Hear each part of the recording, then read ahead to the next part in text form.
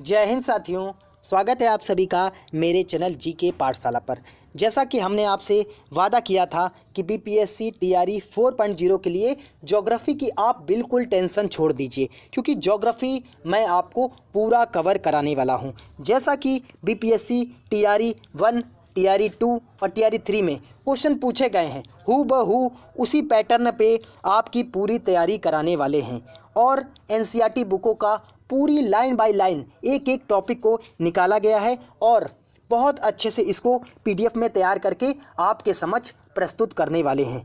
जैसा कि मैंने पहला वीडियो आपके लिए तैयार किया था, भारत का सामान्य परिचय, पहला टॉपिक, और आप लोगों को बहुत पसंद आया और आप लोगों ने बहुत अच्छे अच्छे कमेंट किए उस पर, और आप लोगों ने बताया कि सर आप बहुत अच्छा पढ़ाते हैं, एक एक चीज़ आपकी समझ में आती है। तो ये दूसरा वीडियो रहने वाला है और मैंने आपसे कहा था चाहे क्लास लंबी हो जाए लेकिन हम लोग एक चैप्टर को एक वीडियो में कवर करने का पूरा प्रयास करने वाले हैं। तो ऐसे ही 20 से 25 वीडियो में आपका पूरा ज्योग्राफी ख़त्म होने वाला है। 1 to 5 के लिए ये पूरा ज्योग्राफी मैं कवर कराने वाला हूँ विद इमेज। ज्योग्राफी को देखिए पढ़ना और विद इमेज और विद मैप बहुत ज़्यादा ज़रूरी है, क्योंकि मैप से जब आप पढ़ते हैं ना तो एक एक चीज़ आपके दिमाग में सेट होती जाती है। तो मैं पूरी ज्योग्राफी आपके दिमाग में सेट करने वाला हूँ। चलिए हम लोग अपने चैप्टर को स्टार्ट करते हैं। अक्षांश और देशांतर रेखाएं, लैटिट्यूड और लॉन्गिट्यूड रेखाओं को हमको आज देखना है। चलिए देखते हैं। आज हम लोग एनसीईआरटी का दूसरा चैप्टर कवर करने वाले हैं बीपीएससी टीआरई 4 के लिए। पहला चैप्टर हम लोग कवर कर चुके थे, भारत का सामान्य परिचय। अब ये दूसरा चैप्टर है हम लोग का अक्षांश और देशांतर रेखाएं। एक ही वीडियो में ये पूरा कॉन्सेप्ट कवर करने वाले हैं और आपको देखकर निश्चित रूप से बहुत अच्छा लगने वाला है। एक एक चीज़ आपको विद मैप तैयार करवाने वाले हैं। चलिए देखते हैं। आज हम लोग का जो चैप्टर रहने वाला है अक्षांश और देशांतर रेखा, बीपीएससी टीआरई 4 के लिए। अब बात कर लें अक्षांश रेखा और देशांतर रेखा वास्तव में होती कैसी हैं, कहाँ पर खींची जाती हैं और इसका उपयोग क्या क्या है। अगर वो हमें पता होगा तो निश्चित रूप से हम लोगों को एक एक चीज़ समझ में आने वाली है। अगर हम लोग अक्षांश रेखाओं की बात कर लें तो ये रेखा क्या होती हैं, एक काल्पनिक रेखा होती हैं। वास्तव में पृथ्वी पर ऐसी कोई भी रेखा नहीं खींची है, क्योंकि क्या आप पृथ्वी पर कोई रेखा खींच सकते हैं? क्योंकि पृथ्वी तो बहुत बड़ी है, तो क्या इस पर कोई रेखा खींची जा सकती है? नहीं खींची जा सकती है। लेकिन इसको एक काल्पनिक रेखा माना गया है और पृथ्वी के समान एक स्ट्रक्चर तैयार किया गया जिसे कहा गया ग्लोब। ग्लोब पर यह क्या है, एक एक अंश पर ये क्या है, रेखाएं खींची गई। इसी को ही अक्षांश रेखा और देशांतर रेखा कहा जाता है। इसी को ही लैटिट्यूड और लॉन्गिट्यूड रेखा कहा जाता है। अगर अक्षांश रेखाओं की हम लोग बात करेंगे तो अक्षांश रेखाएं ये रेखाएं होती हैं जो पृथ्वी के अक्ष के समांतर खींची जाने वाली रेखाओं को, कैसे, पृथ्वी के अक्ष के समांतर खींची जाने वाली रेखाओं को, ये देखिए अक्ष के समांतर खींची जा रही रेखाएं, इसी को क्या कहा जाता है, अक्षांश रेखाएं कहा जाता है। अगर देशांतर रेखाओं की वहीं बात कर लेंगे तो देशांतर रेखाओं को खींचने के लिए क्या करा जाता है, उत्तरी ध्रुव और दक्षिणी ध्रुव को मिलाने वाली रेखाएं। ये देखिए पृथ्वी का उत्तरी ध्रुव है और ये पृथ्वी का दक्षिणी ध्रुव है। उत्तरी ध्रुव और दक्षिणी ध्रुव को मिलाने वाली रेखाओं को क्या कहा जाता है, देशांतर रेखा कहा जाता है। क्या कहा जाता है, देशांतर रेखा कहा जाता है। और आगे चल के हम इसकी मतलब इसका उपयोग कहाँ कहाँ किया जाता है उसके बारे में समझने वाले हैं। तो देखते हैं और आगे।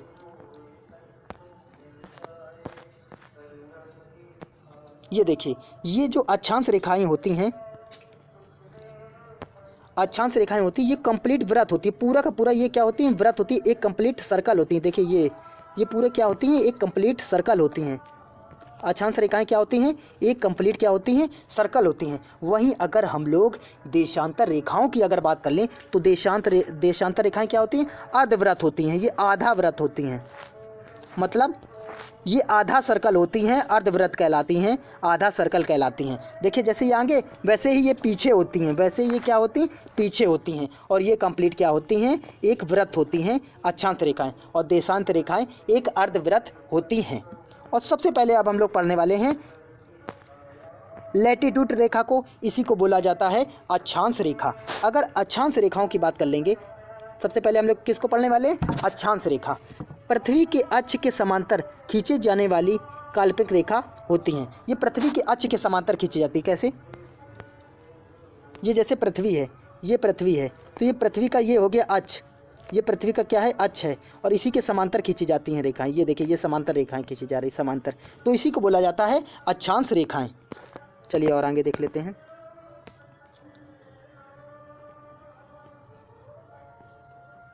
और आगे देख लेते हैं। पृथ्वी के अक्ष के समांतर पृथ्वी के केंद्र से खींची गई कोणीय दूरी अक्षांश रेखाएं कहलाती हैं। मतलब पृथ्वी के केंद्र से खींची गई कोणीय दूरी, जैसे ये पृथ्वी है और ये पृथ्वी का केंद्र है, केंद्र से ऐसे और इधर खींची गई कोणीय दूरी। अब ये मान लीजिए यहाँ से 0 डिग्री पे है, ये 1 डिग्री पे है और ये 1 डिग्री पे है, और इसी के अक्ष के समांतर ऐसे खींच दी, तो ये क्या कहलाती है? समांतर रेखा कहलाती है। इसी को अक्षांश रेखा के नाम से जाना जाता है, क्योंकि ये पृथ्वी का केंद्र है और पृथ्वी के केंद्र से ये रेखाएं खींची जाती हैं चारों ओर। ये पृथ्वी के क्या है? केंद्र से खींची जाती हैं। चलिए इसको देख लेते हैं इस वाले पे। ये जैसे पृथ्वी का केंद्र है और ये पृथ्वी के केंद्र से ये रेखा क्या है? पृथ्वी के अक्ष के समांतर ऐसे खींची जाती है, 1 डिग्री, 2 डिग्री, 3 डिग्री, 60 डिग्री, फिर 90 डिग्री। तो इसी को बोला जाता है पृथ्वी के केंद्र से खींची जाने वाली समांतर रेखा। ये समांतर रेखा खींची जा रही, इसी को बोलते हैं अक्षांश रेखा। ये देखिए, ये समांतर रेखा खींची जा रही है पृथ्वी के केंद्र से। ये 3D इमेज है, जैसे ये पृथ्वी को अगर काट दे बीच से तो ये इमेज अंदर की ऐसी इमेज निकल के आने वाली, और इसी के अक्ष के समांतर खींची जा रही। इसी को कहा जाता है समांतर रेखाएं, और इसी को कहा जाता है अक्षांश रेखाएं, और इसी को कहा जाता है लैटिट्यूड रेखाएं। लैटिट्यूड रेखा भी कहा जाता है, क्योंकि ये लेटी हुई हैं। देखिए, याद करने का तरीका क्या है? लेटी हुई रेखा खींची जाती है, इसीलिए इसको कहा जाता है लैटिट्यूड रेखाएं। लैटिट्यूड रेखाएं बस याद करने की ट्रिक है। चलिए और आगे देख लेते हैं। एक एक चीज़ समझ में आने वाली है। अब कह रहा है दोनों अक्षांशों के बीच की दूरी को कटिबंध कहते हैं। भाई, दो अक्षांशों के बीच की दूरी को क्या कहा जाता है? कटिबंध कहा जाता है। देख लेते हैं दो अक्षांश क्या होते हैं। जैसे मान लीजिए एक ये अक्षांश है और ये एक अक्षांश है, इसके बीच की दूरी है, इसको क्या कहा जाता है? कटिबंध कहा जाता है। कटिबंध क्या कहा जाता है? कटिबंध कहा जाता है। इसी को क्या कहा जाता है? कटिबंध कहा जाता है। और दो अक्षांशों के बीच की दूरी कितनी होती है? दो अक्षांशों के अगर बीच की दूरी की बात कर लें तो 111 किलोमीटर, 111 किलोमीटर होती है, और इसी को क्या कहा जाता है? कटिबंध कहा जाता है। कटिबंध कहा जाता है इसी को ही। चलिए और आगे देख लेते हैं। एक एक लाइन आपको समझाने वाला हूँ जो एनसीईआरटी में दी हुई है। अगला क्या कह रहा है? दोनों अक्षांशों के बीच की दूरी को क्या कहा जाता है? कटिबंध कहा जाता है। उसके बाद दोनों अक्षांशों के बीच की दूरी को अगर बात कर लें, दूरी कितनी होती है? 111 किलोमीटर होती है। कितनी होती है? चलिए अगर अब हम लोग बात करने वाले हैं जो टीआरई 2 में क्वेश्चन पूछा गया था और बहुत ज़्यादा इंपॉर्टेंट है, और आज के बाद आपका सारा डाउट क्लियर होने वाला है कि अक्षांश रेखा किसे कहते हैं और अक्षांश किसे कहते हैं। अगर हम बात कर लें कुल अक्षांशों की संख्या की तो ये हो जाएगी 181। कितनी हो जाएगी? 181। कुल अक्षांशों की संख्या कितनी हो जाएगी? 181 हो जाएगी। लेकिन कुल अक्षांश रेखाओं की संख्या की बात कर लें तो 179। कितनी? 179। सीधा सीधा टीआरई 2 में ये क्वेश्चन पूछा गया था। टीआरई 2 में डायरेक्ट ये क्वेश्चन पूछा गया था और बहुत बच्चों ने गलत किया था। चलिए अब हम लोग देख लेते हैं किस प्रकार से ये निकाला जाता है। तो अगर हम लोग बात कर लें तो ये जैसे 0 डिग्री अक्षांश है, ये कितनी है? 0 डिग्री अक्षांश है। फिर उसके बाद मान लीजिए 1 खींचा गया, 2 खींचा गया, ऐसे ही ऊपर तक कितने? 90 अक्षांश खींचे गए। कितने? 90 अक्षांश खींचे गए। ऐसे ही नीचे भी 90 अक्षांश खींचे गए। तो देखिए ऊपर के 90 और नीचे के 90, तो 90 90 कितने हो गए? 90 प्लस 90 ये हो गए 180। ये कितने हो गए? 180 हो गए। लेकिन जो ये 0 डिग्री अक्षांश है इसको भी तो जोड़ना पड़ेगा। ये भी तो अक्षांश रेखा है, ये भी तो क्या है? एक अक्षांश है। ये भी क्या है? एक अक्षांश है। तो 1 प्लस कर देंगे तो ये 181 हो जाएंगे। कुल अक्षांशों की संख्या कितनी हो जाएगी? 181। कुल अक्षांशों की संख्या कितनी हो जाएगी? 181। लेकिन अगर अक्षांश रेखाओं की बात की जाए, क्या अक्षांश रेखाओं की, तो ये देखिए ये 0 डिग्री अक्षांशों के ऐसे 90 ऊपर हो जाएगा, 90 ऊपर हो जाएगा और 90 नीचे हो जाएगा। भाई 90 और 90 कितना हो गया?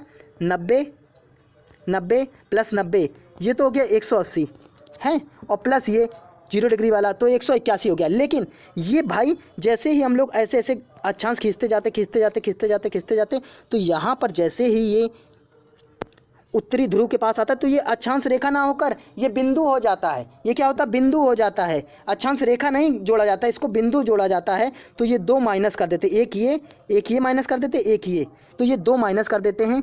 तो अगर हम 181 में 2 माइनस कर देंगे तो 179 रेखा अक्षांश रेखाओं की संख्या की बात कर लेंगे तो 179 हो जाएंगी। लेकिन अगर अक्षांशों की संख्या की बात कर लेंगे तो ये हो जाएंगी 181 हो जाएंगी। यहाँ से क्लियर ये? चलिए आगे चलते हैं। अब हम लोग देख लेते हैं एक एक चीज़ आपको विद इमेज एकदम बड़े आसानी से समझाई जाने वाली है। अगर बात कर ले अक्षांश रेखा का प्रयोग किसी भी स्थान की ताप का पता लगाने के लिए किया जाता है। भाई टेम्परेचर का पता लगाने के लिए किया जाता है। जैसे कि मान लीजिए कोई यहाँ पर रह रहा है भूमध्य रेखा के पास, तो उसका टेम्परेचर बहुत ज़्यादा अधिक होगा क्योंकि सूर्य की किरणें क्या भूमध्य रेखा पर लंबवत पड़ती हैं। और जैसे ही कोई यहाँ पर रह रहा होगा 23.5 डिग्री कर्क रेखा पर, तो वहाँ पर सूर्य की किरणें लंबवत इतना ज़्यादा नहीं पड़ पाती हैं, कम पड़ती हैं। लंबवत तो पड़ती लेकिन कम पड़ती हैं। और कोई 66.5 डिग्री पर रह रहा है, आर्कटिक या अंटार्कटिक पर रह रहा है, तो वहाँ पर सूर्य की किरणें पहुँच नहीं पाती हैं, तो वहाँ का टेम्परेचर बहुत ज़्यादा कम होगा। लेकिन भूमध्य रेखा का टेम्परेचर बहुत ज़्यादा अधिक होगा। तो जो अक्षांश रेखाएं हैं उनका प्रयोग टेम्परेचर या तापमान को मापने के लिए किया जाता है। चलिए अब बात कर लेते हैं लॉन्गिट्यूड रेखाओं की, यानी कि देशांतर रेखाओं की। देशांतर रेखाओं की बात कर लें तो देशांतर रेखाएं क्या होती हैं? उत्तरी ध्रुव से दक्षिणी ध्रुव को मिलाने वाली रेखाओं को क्या कहते हैं? देशांतर रेखाएं कहते हैं। उत्तरी ध्रुव से दक्षिणी ध्रुव को मिलाने वाली रेखाओं को क्या कहा जाता है? देशांतर रेखा कहा जाता है। और देशांतर रेखाओं का प्रयोग हम क्या है? समय का निर्धारण करने के लिए करते हैं। किसके लिए करते हैं? समय का निर्धारण करने के लिए करते हैं। चलिए देख लेते हैं क्या कह रहा है। देशांतर रेखा उत्तरी ध्रुव तथा दक्षिणी ध्रुव को मिलाने वाली रेखाओं को देशांतर रेखा कहते हैं। देशांतर रेखा को ऊर्ध्वाधर रेखा भी कहते हैं। देशांतर रेखा को क्या कहते हैं? ऊर्ध्वाधर रेखा भी कहा जाता है। ये रेखाएं अर्धवृत्त होती हैं। आपको पहले ही बताया था ये रेखाएं क्या होती हैं? अर्धवृत्त होती हैं, आधा वृत्त होती हैं। ये रेखाएं क्या होती हैं? अर्धवृत्त होती हैं, आधा वृत्त होती हैं। जैसे ये यहाँ से खींची जाती रेखा, एक ये, और ऐसे ही पीछे से एक आती है, ऐसे ही ये पीछे से आती है, ये ऐसे ही पीछे से आती। 2 रेखाएं मिलकर एक देशांतर रेखा का निर्माण करती हैं। 2 देशांतर रेखा मिलकर एक देशांतर रेखा का निर्माण करती हैं, इसीलिए इसको अर्धवृत्त कहा जाता है। और जो अक्षांश रेखाएं होती हैं वो कंप्लीट सर्कल होती हैं, वो पूर्ण वृत्त होती हैं। ये रेखाएं अर्धवृत्त होती हैं। ये रेखाएं क्या? अर्धवृत्त होती हैं। 2 देशांतर रेखाओं के बीच की दूरी 111.23 किलोमीटर होती है। 111.23 किलोमीटर होती है। ये जैसे ये देशांतर के बीच की दूरी, ये दूरी की बीच की दूरी की बात कर रहे हैं। ये बीच की दूरी की, ये वाली बीच की दूरी की बात करी जा रही है। ये वाली बीच की दूरी को, ये वाली बीच की दूरी कितनी होती है? 111.32 किलोमीटर। और इसी दूरी को क्या कहा जाता है? गोरे कहा जाता है। क्या कहा जाता है? गोरे कहा जाता है। गोरे कहा जाता है। क्या कहा जाता है? गोरे कहा जाता है।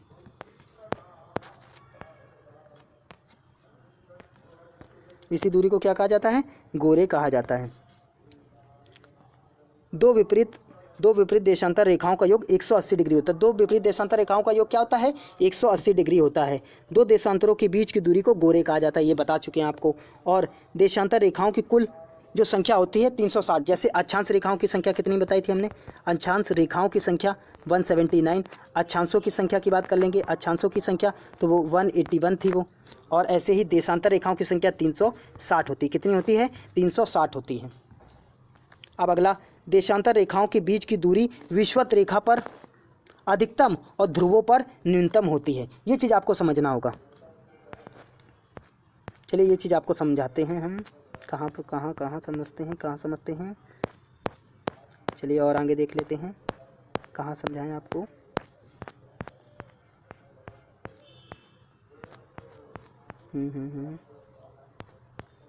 यहीं समझ लीजिए।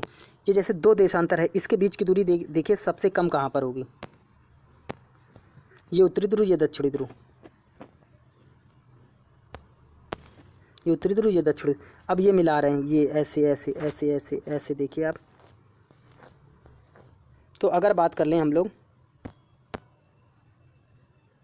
अब यहाँ पर ये वाली जो दूरी है ये क्या होगी? सर्वाधिक होगी। ये दूरी कितनी होगी? 111.32 2 किलोमीटर, लेकिन ये दूरी क्या होगी, न्यूनतम होगी। ये क्या होगी, न्यूनतम होगी, यानी कि 0 किलोमीटर होगी।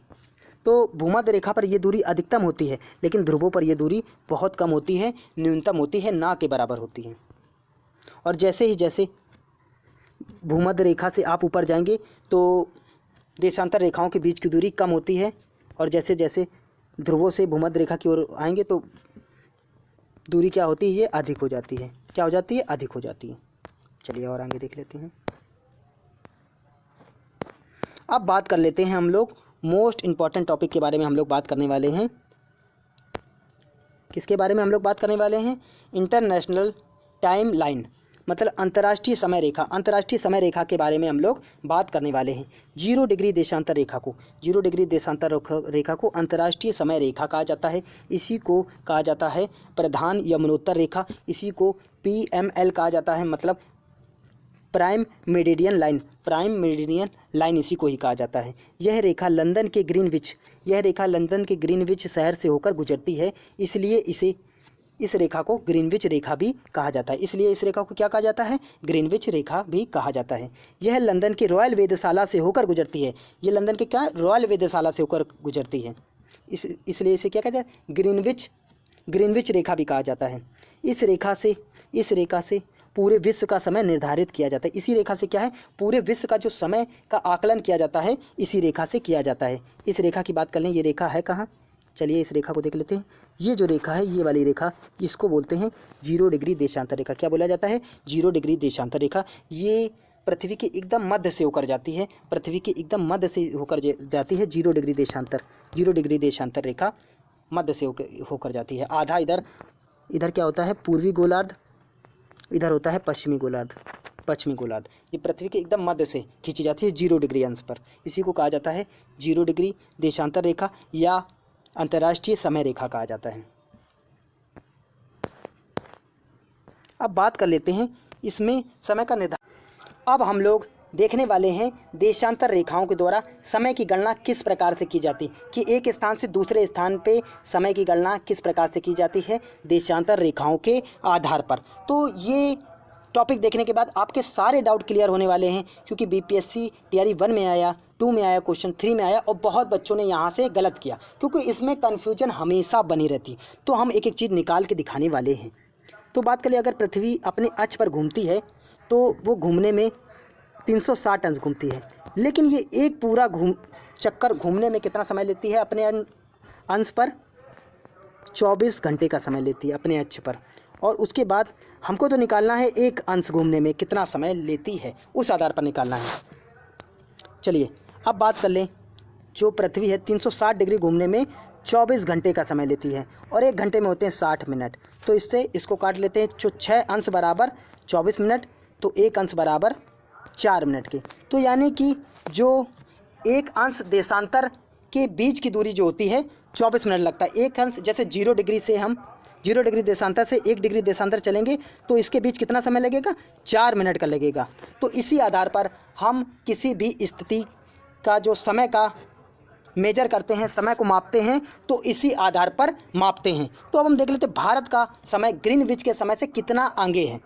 देखिए ये जो ग्रीनविच है ये 0 डिग्री देशांतर पे, कितने 0 डिग्री देशांतर पे है। लेकिन भारत जो है अपना, भारत जो है ये यहाँ से 82.5 डिग्री देशांतर पे है। कितने, 82.5 डिग्री देशांतर पे है। अब यहाँ से यहाँ का अंतर निकाल लेते हैं तो 82.5 डिग्री हो गया। अब 82.5 डिग्री को हम देखिए कैसे निकालते हैं। 1 डिग्री घूमने में कितना समय लगता है, 4 मिनट का। तो 82.5 डिग्री घूमने में कितना समय लगेगा, तो ये निकाल लेते हैं। सबसे पहले हम 82.5 डिग्री का निकालें, 82 × 4, तो 4 दूनी 8 हो गया, और 4 8 32, तो यहाँ 328 हो गया। लेकिन आधा डिग्री का अगर निकालेंगे, जैसे 1 डिग्री में 4 मिनट का समय लगेगा, तो आधा डिग्री में 2 मिनट का समय लगेगा। कितना, 2 मिनट का। तो 2 और यहाँ ऐड कर देंगे तो 330 आ जाएगा, 330। और 1 घंटे में कितने मिनट होते हैं, 60 मिनट। तो 330/60, तो ये से ये कट गया, ये से ये कट गया, तो ये आ गया 5 घंटा 30 मिनट। 5 घंटा 30 मिनट। तो लंदन का समय भारत के समय से 5.5 घंटा क्या है, पीछे है, यानी कि कम है। क्या है, पीछे है, कम है। इसको देख लेते हैं। ये जैसे 0 डिग्री है, ये 0 डिग्री है और ये 82.5 डिग्री है, तो ये इससे कितना आगे है भारत का समय? 5 घंटे 30 मिनट, यानी कि 5.5 घंटा क्या है आगे है। जो देश क्या होंगे, जो देश 0 डिग्री के इधर होंगे वो सब क्या होंगे? प्लस में होंगे, उनका समय ज़्यादा होगा। जो इधर होंगे वो सब क्या होंगे? माइनस में होंगे, उनका समय क्या होगा? कम होगा। इसी वजह से भारत का समय ग्रीनविच के समय से 5.5 घंटे क्या है? आगे है। ये चीज़ समझ में आ गई? चलिए अब हम लोग देख लेते हैं अंतर्राष्ट्रीय तिथि रेखा को। अंतर्राष्ट्रीय तिथि रेखा के अगर बारे में हम लोग बात करेंगे तो अंतर्राष्ट्रीय तिथि रेखा को बोला जाता है इंटरनेशनल डेट लाइन। 180 डिग्री देशांतर को अंतर्राष्ट्रीय तिथि रेखा कहा जाता है। किसको कहा जाता है? 180 डिग्री देशांतर को। 180 डिग्री देशांतर रेखा के पूर्व में जाने पर एक दिन घटाना पड़ता है और पश्चिम में जाने पर एक दिन को बढ़ाना पड़ता है। ये समझेंगे हम लोग। चलिए समझ लेते हैं। ये है, ये लाइन क्या है? ये वाली लाइन जो है, ये वाली लाइन ये है 180 डिग्री देशांतर, इसी को बोला जाता है इंटरनेशनल डेट लाइन। ये है 180 डिग्री देशांतर रेखा है।